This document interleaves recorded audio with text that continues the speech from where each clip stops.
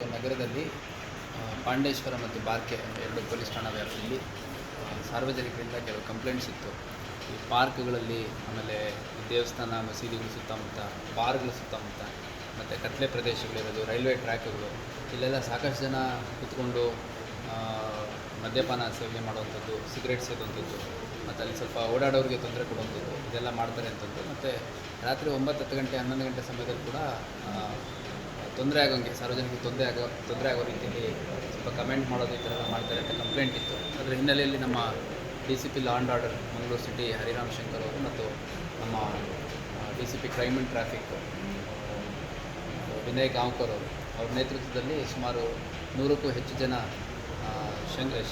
ಸಂಶಯಾಸ್ಪದವಾಗಿದ್ದಂಥವ್ರನ್ನ ವಶಕ್ಕೆ ತೊಗೊಂಡು ವಿಚಾರಣೆ ಮಾಡಲಾಗಿದೆ. ಅದರಲ್ಲಿ ಸಾಕಷ್ಟು ಜನ ಕುಡಿದ್ಬಿಟ್ಟಿದ್ದಾರೆ, ಸಾಕಷ್ಟು ಜನ ಪ್ರಜ್ಞೆ ಸ್ವಲ್ಪ ಸರಿ ಇಲ್ಲ, ಅವರು ಕುಡಿದ ನಿಷೇಧದಲ್ಲಿದ್ದಾರೆ. ಮತ್ತು ಸಾಕಷ್ಟು ಜನ ಅಲ್ಲಿ ಸುಮ್ಮನೆ ಫಾಲ್ತು ಕೂತ್ಕೊಂಡು ರಸ್ತೆಗಳ ಬದಿಯಲ್ಲಿ ಮದ್ಯಪಾನ ಮಾಡುವಂಥದ್ದು ಇವೆಲ್ಲ ಮಾಡ್ತಾಯಿದ್ದು ಕಂಡು ಬಂದು ನಾವು ಸಾಕಷ್ಟು ವಿಡಿಯೋ ಎಲ್ಲ ಮಾಡಿಕೊಂಡು ಅಂಥವ್ರನ್ನ ವಶಕ್ಕೆ ತೊಗೊಂಡಿದ್ದೀವಿ. ಈಗ ಅವ್ರ ಪೋಷಕರನ್ನ ಏನಾದರೂ ಕರೆಸಿಬಿಟ್ಟು ಅವ್ರದ್ದು ID ಕಾರ್ಡ್ ಏನಿದೆ ವೆರಿಫೈ ಮಾಡಿ, ಅವ್ರದ್ದೇನಾದರೂ ಬೇರೆ ಕ್ರಿಮಿನಲ್ ಬ್ಯಾಕ್ಗ್ರೌಂಡ್ ಏನಾದರೂ ಇದೆಯಾ ಅನ್ನೋದನ್ನು ಅಸರ್ಟೈನ್ ಮಾಡಿಕೊಂಡು ನಂತರ ಅವ್ರ ಪೋಷಕರ ಸ್ಪರ್ಧೆ ಕೊಡುವಂಥ ಕೆಲಸ ಮಾಡ್ತೀವಿ.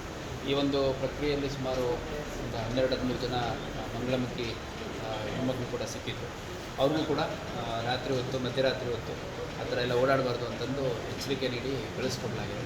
ಮತ್ತು ಅವರ ಸಂಘದ ಪದಾಧಿಕಾರಿಗಳು ಯಾರಿದ್ದಾರೆ ಅವ್ರನ್ನ ಕರೆಸಿಬಿಟ್ಟು ಅವರಿಂದನೂ ಯಾರಿಗೂ ಸಾರ್ವಜನಿಕರಿಗೆ ತೊಂದರೆ ಆಗದ ರೀತಿಯಲ್ಲಿ, ಪ್ಲಸ್ ಸಾರ್ವಜನಿಕರಿಂದ ಅವರಿಗೆ ತೊಂದರೆ ಆಗದ ರೀತಿಯಲ್ಲಿ ಅವರೇ ಯಾವ ರೀತಿ ಸುರಕ್ಷಿತವಾಗಿರಬೇಕು ಅನ್ನೋ ಬಗ್ಗೆ ಕೂಡ ಹೇಳಲಾಗುತ್ತೆ. ಇದು ವಾರದಲ್ಲಿ 2-3 ದಿನಗಳ ಕಾಲ ಒಂದೊಂದು ಪೊಲೀಸ್ ಠಾಣಾ ವ್ಯಾಪ್ತಿಯಲ್ಲಿ ಯಾರು ರಾತ್ರಿ ಸುಮಾರು 8 ಗಂಟೆ 9 ಗಂಟೆ ನಂತರ ಅನ್ರೀಸನಬಲ್ ಆಗಿ, ಈಗ ಯಾವುದೋ ಒಬ್ಬ ಸ್ಟೂಡೆಂಟು ಟ್ಯೂಷನ್ಗೆ ಹೋಗಿ ವಾಪಸ್ ಬರ್ತಿದ್ದಾನೆ ಅಂದರೆ ಒಪ್ಬೋದು, ಕಾಲೇಜಿಗೆ ಹೋಗಿ ವಾಪಸ್ ಬರ್ತೀನಿ ಅಂದರೆ ಒಪ್ಬೋದು. ಮಧ್ಯರಾತ್ರಿ 11 ಗಂಟೆ 12 ಗಂಟೆ ಸಮಯದಲ್ಲಿ ಯಾವುದೋ ಗ್ರೌಂಡಲ್ಲಿ ಕೂತ್ಕೊಂಡ್ರೆ ಅದು ನಾಟ್ ಅಕ್ಸೆಪ್ಟಬಲ್. ಸೊ ನಾನು ಮಂಗಳೂರು ಎಲ್ಲ ಜನರಿಗೆ ಮನವಿ ಮಾಡ್ತೀನಿ, ಕಾನೂನು ಸುವ್ಯವಸ್ಥೆ ಮತ್ತು ಸಾರ್ವಜನಿಕ ಸ್ಥಳಗಳಲ್ಲಿ ಯಾವುದೇ ರೀತಿ ಇತರ ಯಾರು ಲಾ ಅಬೈಡಿಂಗ್ ಸಿಟಿಸನ್ಸ್ ಇದ್ದಾರೆ ಅವ್ರಿಗೆ ತೊಂದರೆ ಆಗದ ರೀತಿ, ಮತ್ತು ಅನ್ನೆಸೆಸರಿ ಡಾರ್ಕ್ ಪ್ಲೇಸಸ್ಸಲ್ಲಿ, ಕತ್ತಲಿರುವಂಥ ಜಾಗಗಳಲ್ಲಿ ಮತ್ತು ಹೊರವಲಯಗಳಲ್ಲಿ ಓಡಾಡೋದ್ರಿಂದ ನಾಳೆ ಅಪರಾಧ ಪ್ರಕರಣಗಳಾಗುವ ಸಾಧ್ಯತೆ ಇರುತ್ತೆ. ಅದೇ ರೀತಿ ಅಪರಾಧಿಗಳು ಕೂಡ ಇರುವಂಥ ಸಾಧ್ಯತೆ ಇರುತ್ತೆ. ಕೆಲವರೆಲ್ಲ ಮದ್ಯಪಾನ ಇದು ಮಾಡಿರ್ತಾರೆ, ಕೆಲವರು ನಮಗೆ ಮಾಹಿತಿ ಇರುವಂಥದ್ದು ಲೇಟ್ ನೈಟಲ್ಲಿ ಔಟ್ಸ್ಕರ್ಟ್ಸ್ಗಳಲ್ಲಿ, ರೈಲ್ವೆ ಟ್ರ್ಯಾಕ್ಗಳೆಲ್ಲ ಕೂತ್ಕೊಂಡು ಗಾಂಜಾ ಸೇವನೆ ಮಾಡ್ತಾರೆ ಅಂತಂದು.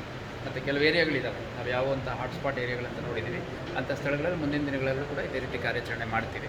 ಮತ್ತು ಕಾರ್ಯಾಚರಣೆ ಮಾಡಿದ ನಂತರ, ಇದು ಮೊದಲನೇ ದಿನ ಆಗಿದ್ದರಿಂದ ಎಲ್ಲರಿಗೂ ಎಚ್ಚರಿಕೆ ನೀಡಿ ಅವ್ರ ಪೋಷಕರಿಗೆ ಒಪ್ಪಿಸಿ ಕಳಿಸ್ತಾ ಇದ್ದೀವಿ.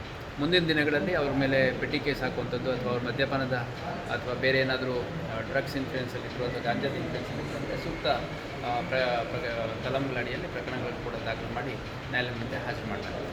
ಸೊ ನಾನು ಎಲ್ಲರಿಗೂ ಮನವಿ ಮಾಡ್ತೀವಿ, ಅನ್ರೀಸನಬಲ್ ಆಗಿ ಬೇಡ ಸ್ಥಳಗಳಲ್ಲಿ, ಕತ್ಲೆ ಇರುವಂಥ ಜಾಗದಲ್ಲಿ ಯಾರು ತಮ್ಮ ಕುಟುಂಬ ಸದಸ್ಯರನ್ನು ಬಿಡದಂಗೆ ನಮ್ಮ ಜೊತೆ ಪೊಲೀಸರ ಜೊತೆ ಸಹಕರಿಸಬೇಕು ಅಂತ ಕೇಳ್ತೀನಿ.